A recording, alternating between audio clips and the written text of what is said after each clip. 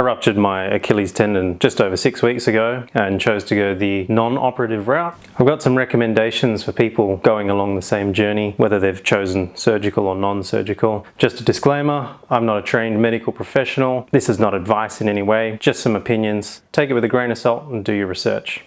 So I'm at the 12-week mark now. Just got some other ideas that I'll splice into the original recording, which was about 6 weeks ago. That way I'm adding some updated information or some more nuanced opinions or ideas. So the first recommendation is around getting good medical support and medical advice. Depending on where your rupture is, you may have the option of going non-operative, or someone may be recommending you have surgery. So in my case, the potential outcome for me going non-operative is pretty good because the rupture was mid-tendinous in the middle part of the tendon, and there was minimal retraction, meaning that the tendon after ruptured hadn't gone further up the calf and then down towards the foot. Now, from what I can gather and what I talked to the surgeon at the hospital about, was that if you do want an operation, within the first 2 weeks is the best window. Now, I have seen a little bit of stuff of people getting the operation down the track. I saw one video of a guy getting it 3 months down the track. So probably all is not lost if it's been over 2 weeks. But if you're within that initial decision period, the 2 weeks mark is about what you should be looking at.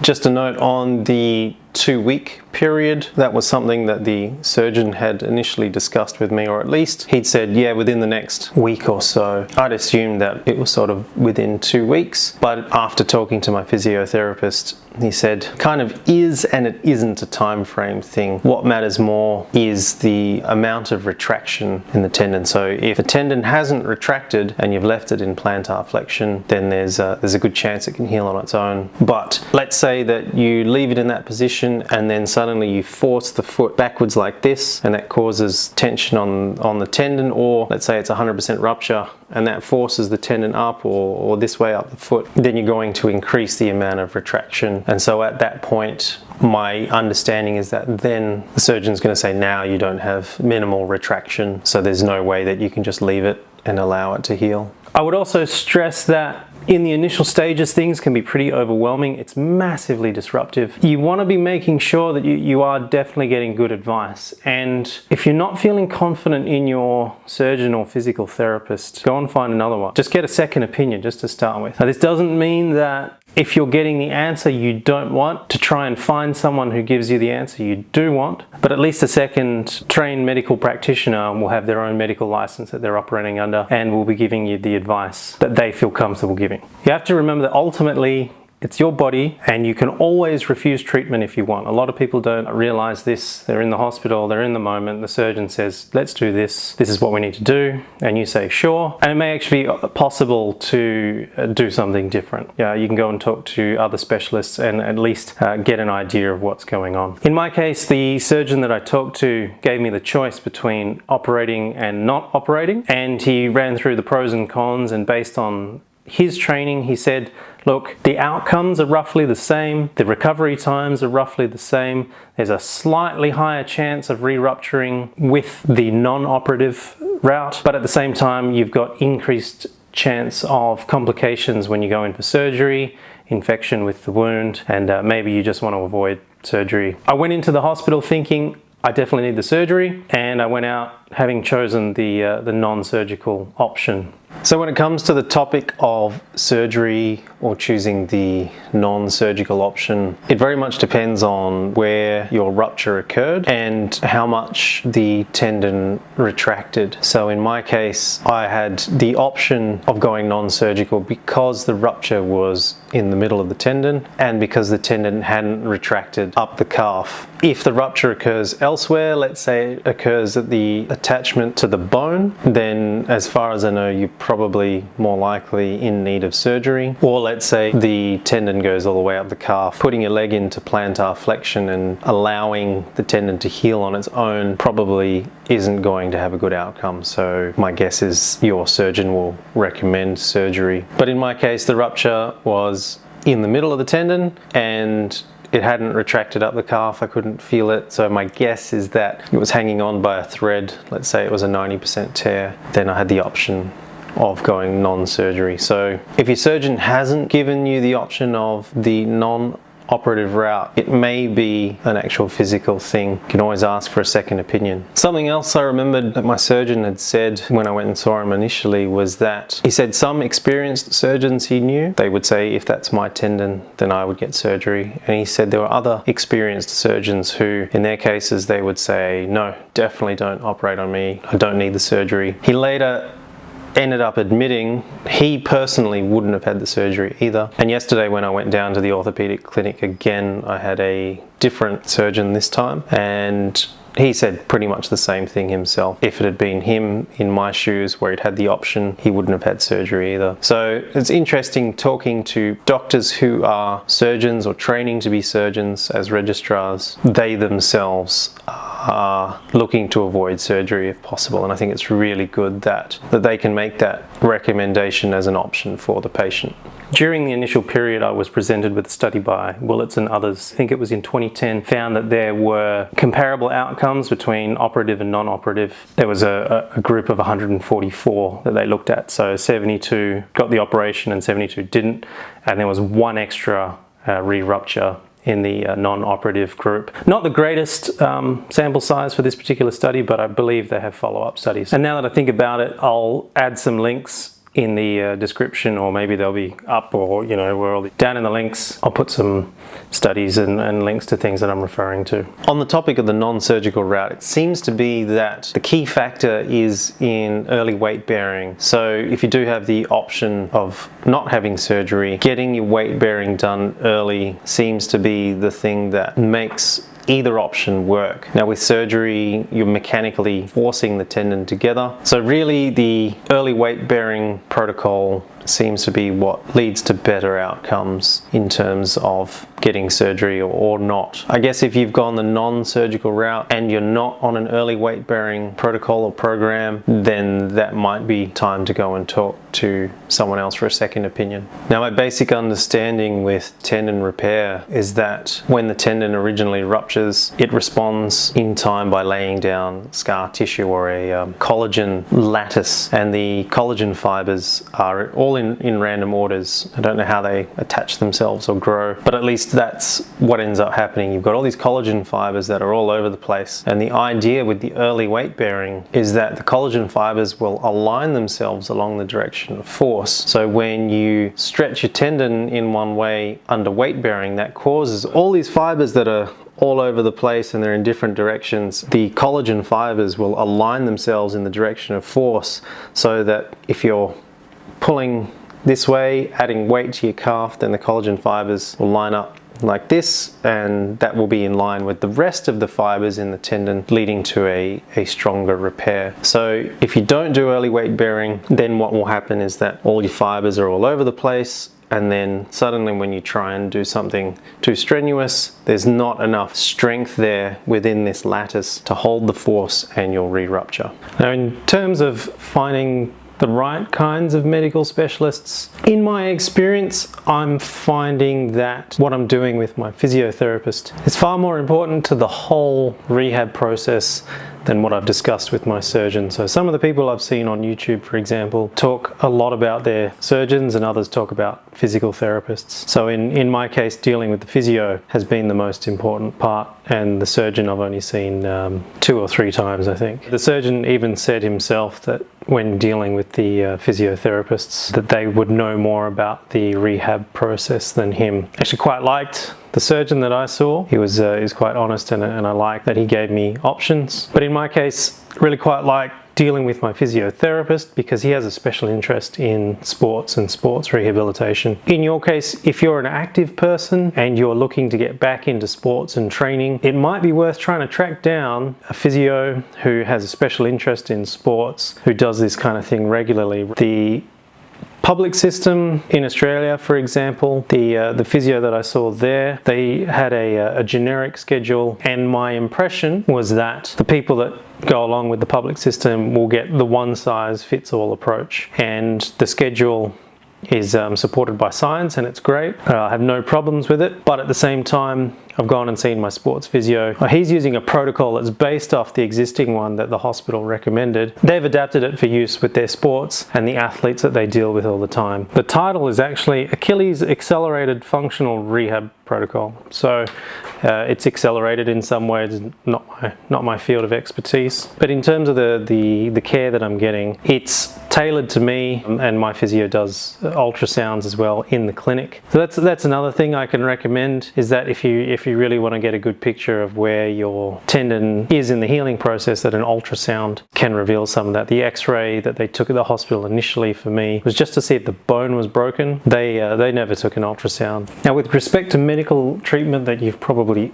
already received, my opinion on what I've read and what I've understood is that right from the start, your foot should be put in what they call plantar flexion. So if your leg and foot look like this, and this was to be 90 degrees, then what they should have done in the cast or the boot is put your foot at an angle like this. So what this allows is the tendon to sort of get closer together, so that during the repair process it gives it a better chance of healing. So they call that plantar flexion, and the idea is that you stay in this position for 2 weeks. So after about 2 weeks was when I started doing exercises. So day 12, when I saw the hospital physio, I already had some ability to point my foot, which was amazing considering the day that I ruptured. I had zero ability whatsoever. So if you're in your initial days and they haven't put you in plantar flexion, ask for a second opinion or talk to another doctor, because from everything I can tell, this is what you need for a better chance of recovery. The other thing that they don't want to have happen, if your tendon here heals long, one of the risks in the healing process is if the tendon gets stretched too much and the foot gets bent back, then we lengthen the tendon here because it's quite malleable right at the start, and that leads to the tendon healing longer than you'd want it to. That can prevent you from having like an explosive sort of start, getting your muscle really contracting quickly. So when you're taking off and you're running, or even when climbing steps, from what I can gather, a tendon that heals long becomes an issue there. So I wouldn't stress too much about it. I've seen other people out there who have been very worried, and me too, I've been quite worried about my tendon healing long. But if you keep it in plantar flexion, and you do the right things and you take care of it when you're doing your rehab exercises and you're showering and that sort of stuff, then you've got a pretty good chance. As my physio said the other day, several weeks down the track, he said it's not like we bend the foot and then suddenly the tendon explodes. Rather, it's soft and malleable in the first 6 weeks, and to give it the best chance of success, we leave it in this position, and then after week 6, at least in my case, then we start stretching it. Those are some of the exercises I've started recently, and it's definitely tight there, so I'm happy about that. But if you're in the initial weeks and you're not in plantar flexion, then you may want to go ask someone about that really quickly. The second main recommendation is to slow down. Like, really got to slow down. Once you're in the cast or in the walking boot and you've got crutches, life changes a lot, and you've got to stop rushing, because rushing and trying to do things at the speed that you used to do is going to get you into trouble. And I'm sure you can imagine that you really don't want to re-rupture. At least most people that are going through this are pretty scared of it, and I'm one of those people too. So slow down, take your time, especially at the start. Just get used to doing things in a new way, and it's fine. We've all gone through it. One of the big things to look out for is trips and falls. I've had a couple of minor incidents myself when just trying to navigate with crutches or moving around the apartment and not being aware of where things are. The problem is that all your old instincts are still there. Your affected leg is still wired up in your mind to try and protect you if you're about to fall. But in reality, sometimes falling would actually be better than re-rupturing your Achilles. So just slow down. I also don't really recommend looking too hard at mobility aids and that kind of thing, especially in the first 2 weeks. There are other people out there that I've seen on YouTube have gone and bought, you know, like a knee scooter or a peg leg, or are looking at other things. And in reality, I think the more important thing is just to slow down and take your time and take it easy. Don't rush, because once again, the last thing you want to do is re-rupture. Upon doing some more reading of internet forums and people talking about Achilles ruptures and how they dealt with it in the first few weeks, one guy expressed that he bought a knee scooter and said that he wouldn't have survived without it. I thought a little bit more about the mobility aids in my initial recommendation, and I still lean heavily towards the idea that you should really be trying to rest and removing risk from your day-to-day activities as much as possible. You're probably going to feel like you want to do as much as possible, as in reality I say, look, just take a break, take the time to heal, because the last thing you want to do is re-rupture. I think that's a common theme in my recommendations and in things that people everywhere are saying, is that to rupture your Achilles is devastating as it is. To re-rupture would just be awful. At least you would have been partway through some of the experience to know what to expect. I'd be really annoyed, but at least I knew what I'd be up for and the kinds of things I would need to do. But it would suck so bad. The other thing to consider with slowing down is the extra load you're putting on the other leg. I found in the first few days of trying to rush around and do things at the speed I normally would, and I was using my unaffected leg, my left leg, which is my non-dominant one, a lot more, and hopping, trying to, give it the workout that it needed and all of this sort of stuff. And after several days it was tired and cranky, and then I started getting pains in the bottom of my foot in places that I hadn't gotten pains before. And I thought, geez, I really got to be careful. It struck me that there was a chance if I'd done my right Achilles that I could do my left, and that really made me realize, okay, wait, hold on. If I'm going around with 2 ruptured Achilles, I'm pretty buggered. So take your time, it's fine. So the third group of recommendations is around support, getting the support you need.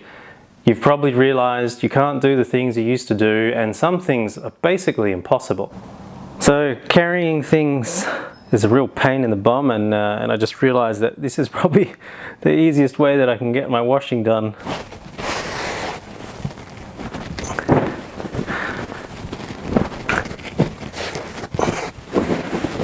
Is to just throw it.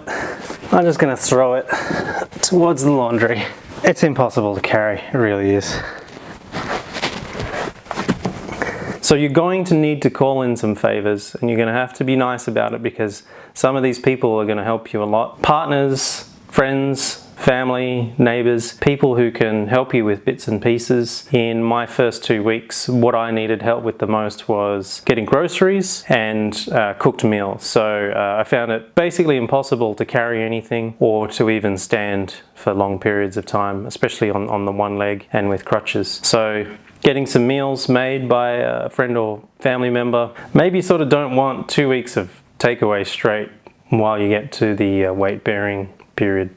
You might want to look at online grocery delivery. I ended up getting several online deliveries made, and that really helped out, and that meant that I didn't have to ask friends or family to go and do a bunch of shopping for me. So that was really handy. You get good at managing what can be frozen and the process of defrosting things in the fridge. You're also going to need support around the home, so start looking at and identifying places that you can lean on, things that you can grab, things that are safe to grab and put your weight on. You've got to watch out around the shower and that sort of thing, so make sure that things that you're grabbing and using can bear your weight. You're also going to be doing a lot of sitting.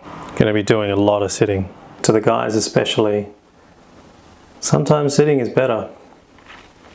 Especially in the first 2 weeks, because you can't put any weight on the affected leg. You may need some emotional support in the first few days, at least I think the first, say, 5 days for me, emotionally were the toughest, as I came to grips with what had happened and how this was going to affect my life. I would use the word devastating to describe the Achilles rupture and how this has affected my life. At the same time, I know there are people that have gone through things that are far worse. I'm not trying to say that I have the toughest in the world, but there is definitely a disruptive aspect to this injury, and things are going to change for you for months, and that's fine. It's just the way it is. Just take your time. But you may need some emotional support right at the start. So in terms of support and getting around and doing things, so I've worked out that carrying laundry can be more easily done.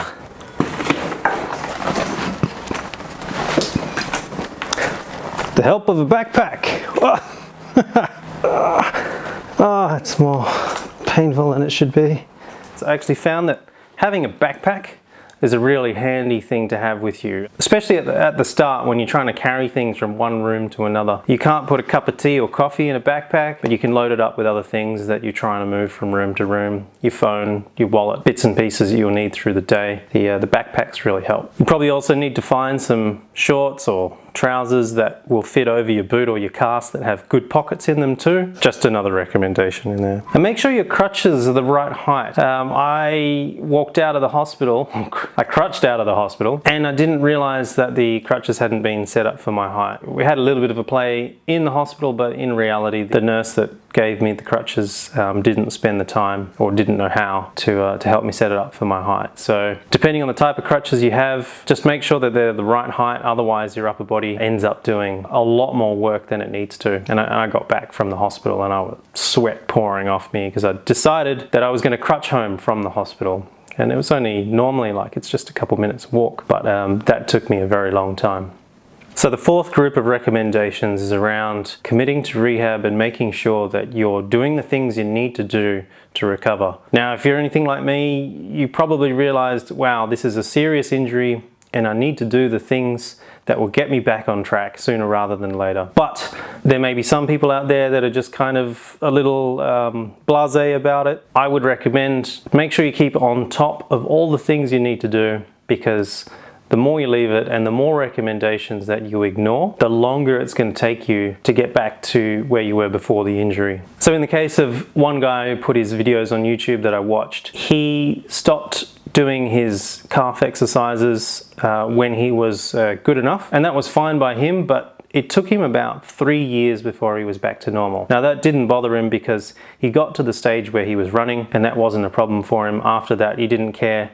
But if you want a speedy recovery, then you need to commit to doing the rehab exercises that your physical therapist gives you. Make sure you get good sleep as well. Work out how to be comfortable while sleeping. I tried sleeping on my back with the leg raised. There was a recommendation to raise the leg where possible, and I just found it really difficult to sleep on my back. I had to let that one go so that I could actually get a decent sleep as I would normally. But in terms of recommending to elevate the leg in the foot, that seems to be a generic recommendation that's good for dealing with swelling, and from what I can gather, basically the same as icing, or it has a similar effect. So it helps to reduce the swelling, and the reason we want to reduce the swelling is that we've got this response from the body and there's all this extra fluid there. Once the repair starts occurring, then we don't necessarily need all this fluid hanging around. And as I'm going through my rehab, the physio therapist has recommended a massage that helps to remove some of the fluid from the area. So find ways to put your foot up. If you're watching movies and TV shows, that's relatively easy. If you're working at a computer, I found a way to put the keyboard on one side, put the leg here, and then put the mouse to the right. Sounds a bit crazy, but at least I was sitting there with the leg up. There is some discussion from people about how high it needs to be, and I haven't actually gotten to the bottom of that myself. Some people say if it's above the heart, then you're doing good work, but if it's below the heart, then there's no point at all. I don't see how it's just below the heart bad, just above the heart good. I would guess that there's some kind of function of height. The other thing to consider is the lymphatic system. So my physio was saying that if the foot is above the lymph node, and in this case the lymph node is in the hip close to the groin, so raising the foot above the lymph node actually makes a difference. But then the doctor said, well, it's both of them as well. So I guess that's it. I'm not a medical professional. I don't know enough about this stuff, but the consensus is keep the leg raised where possible, especially at the start. Just helps with reducing swelling. In terms of getting your exercises done and going through your rehab, you have to find a way to make sure they get done. In my case, it's starting the first thing in the day, going for every hour. So if I start at 8:30 in the morning, then I know that at 9:30 I've got to do the next set of exercises, then 10:30. And you don't necessarily have to do every single hour of the day, 16 hours a week. But in my case, the exercises I was given was to repeat the exercises 10 to 15 times over the day. The only way to do that is to do one every hour, and if you skip one here and there, you've gone out for lunch or you're having a shower and you forget, then that's fine. So that's my recommendation there, is if you've got these exercises that need to be done multiple times during the day, say go for every hour. The other ones you might want to think about in terms of morning, midday, afternoon, evening. In the case of some of my exercises, I do it 2 to 3 times a day, so at least morning and afternoon, but I can do morning, midday and evening, or some of them are once a day. So it's just finding a way to remember these are the exercises I have to do, and I have to do them regularly, so how can I make sure that happens? As you go through the process, you're going to feel random pains and twitches and odd sensations. That's fine, that's normal, especially at the start. As you progress, then what you're looking for is pain in the Achilles itself and the rupture zone. And that's hard to pin down at first, at least for me, because I was trying to make sure I don't aggravate the Achilles. There were times when I backed off, was walking down the street with the boot only, and then suddenly like the right heel feels a bit sore, and then I moved to crutches. Turns out that yeah, maybe it wasn't the Achilles that was complaining, it was another random pain, and I reacted too quickly. You're going to get random pains, and at least in terms of the advice I've been given, is the main ones you're looking for are to do with the Achilles, and in particular the rupture zone. So if that part's complaining, then you need to listen to it. But ask your doctor, ask your physio, double check, because this is only what I've been told. So when I saw the orthopedic surgeon yesterday, he said that the 12-week mark was actually the most risky period. I asked why, because I thought it was actually before the 6-week mark where the tendon was still healing, and he said yeah, that's true as well. It's once again, it's quite malleable and you don't really want to be stretching it at all. But in terms of the 12-week mark being risky, he said what happens is that the boot comes off for people and they start getting back to normal day-to-day activities, and the pain disappears in a lot of cases, so they end up pushing the boundaries on where they are in their rehab. And so they'll think, oh yeah, you know, I feel fine. I'm going to see what jogging is like because I've got some strength back, there's no pain, even though I haven't been told I can jog. Feels like I can, so let's go for it. And that ends up in a lot of re-rupturing. So when I talked to my physiotherapist about it, he said that in terms of the tissue and the tendon healing, it's actually quite strong and can take load. There's no more repair it needs to do. And my understanding is that most of that occurs before the 6-week mark once again. But the physio said at this 12-week mark and onwards, the boot's off and people start returning to normal activities. And because they feel as if they're normal, they think they can treat the leg, the calf, the foot as if they were normal before or pushing the boundaries. But he said that the risk of re-rupture tends to be with those who blatantly ignore medical advice. So in my case, I've been told, for now, I'm concentrating on walking, building up strength, calf raises, adding weight while I'm doing seated calf raises. I'm not to be running, jumping, martial arts, anything like that. If I was to go and do those latter things, then my chances of re-rupture would be higher. But in this case, I'm going to take it easy, follow the advice. The physio also said that it wasn't really until people can be doing single leg lifts and achieving 90% of the height, or hopping on a single leg, running, until you get to the point where you can do those things, you shouldn't be doing your normal activities that you were doing before. So in my case, that means I need to be able to do single leg calf raises, I need to be able to hop, I need to be able to run before I should be looking at getting back into martial arts, into snowboarding or any other kind of physical activity. Definitely won't be skateboarding anymore, pretty much given that no thought. I might even end up burning the skateboard.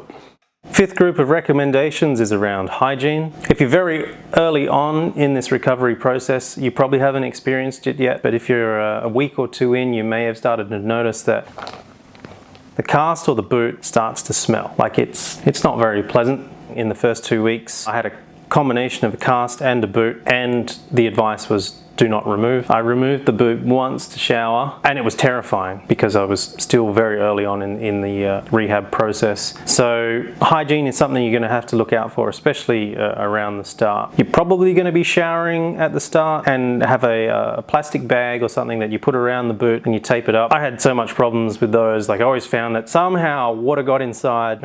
It was only if I wrapped the tape around like several times, like maybe I would stop the water, and the water would like drip out later, and sometimes the water didn't even smell good. So it's just nasty. When I started removing the boot regularly to shower. I needed to do what I could to prevent re-rupture in the shower. It's one of the riskier times day to day, especially in that first, 6 weeks, I would say, where you've got this healing tendon and it's still quite malleable and it's still very weak. You really don't want to slip or trip or fall, especially without the boot. So in the shower is one of these times that every time I take the boot off, I remind myself, okay, this is serious now. It's time to stop mucking around and maybe experimenting, like how much pressure can I put here or whatever. Like, now it's serious, there's no mucking around. And I even had one instance where foot slipped a little bit as I was getting out of the bathtub, and that caused a bit of pain in the calf, and I thought, oh no, like how much of this is muscular because the muscle hasn't been used in a while, and how much is going to lead to something tomorrow. Luckily nothing was wrong, but it's just one of those things. Shower time is serious, so especially if you're jumping in and out of the shower like I was at the start. Like I really don't recommend that.